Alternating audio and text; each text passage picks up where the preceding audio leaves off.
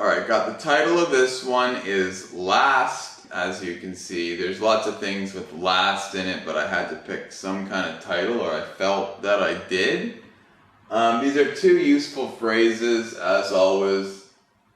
Talking about having or getting the last word, or having the last laugh. So these are two common phrases, very useful. So last word, last laugh, quite different actually. Okay, so if you have the last word on something, or you get the last word on something, it means that in a discussion with somebody else, you are the person who says the last thing. So let's say you're having an argument. Let's say a husband and wife are having an argument, and you're complaining that your wife thinks she always gets to have the last word. That means that, every time you stop talking, when you're in an argument, somebody says the last thing, and it's it feels better, more comfortable if you are the one who says the last word. It's kind of the final one that ends the conversation and ends the discussion.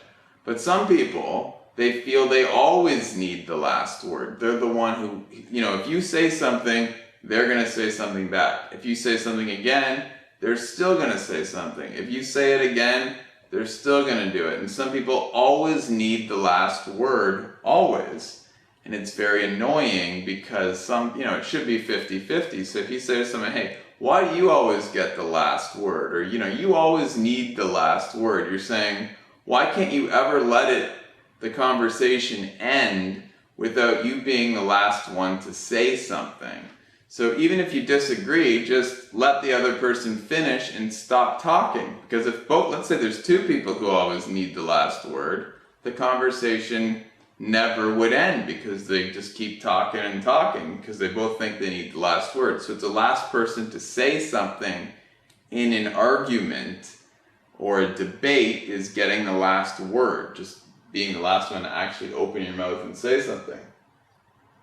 On the other hand, having the last laugh is quite different. It's the person who laughs last, but you don't even necessarily have to laugh out loud, like ha ha ha. That's not really the point. No one has to really laugh. But the idea is, I'm trying to think of a good example here. So I'm always thinking of couples, relationships, because there's so many good examples in these kind of things. Imagine that you're with a girl in a relationship and she breaks up with you and starts dating another guy because he has more money than you, or at least that's what you think the reason is. Okay?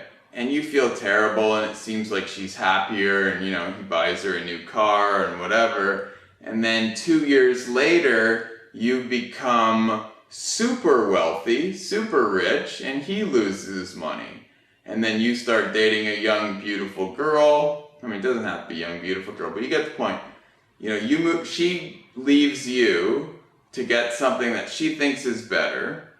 Turns out that if she had stayed, that would have been better for you. So you get the last laugh. It's kind of like you're the person who wins out and the joke was on the other person in this case. So she left you for a richer guy, and then you became richer later than even that guy ever was. So that would be an example of you getting the last laugh. So if someone, does something or says something to you, and then later it turns out that, you end up at the very end of the situation, you're in the better position than the other person, you get the last laugh because you feel good at the end.